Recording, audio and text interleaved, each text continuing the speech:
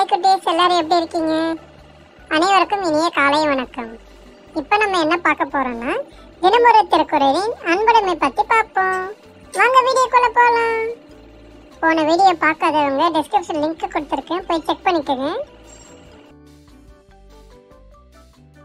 திருக்குறள் அறத்துப்பால் அதிகாரம் 8 அன்புடைமை. குறள் 72. அன்பிலார் எல்லாம் தமக்குரியர், அன்புடையர் என்பும் உரியர் பிறர்க்கு. விளக்கம்: அன்பு இல்லாதவர் எல்லாவற்றாலும் தமக்கே உரிமை உடையவராய் இருப்பர். அன்புள்ளவரோ பொருளால் மட்டுமன்றி உடம்பாலும் பிறருக்கு உரியவராய் இருப்பர்.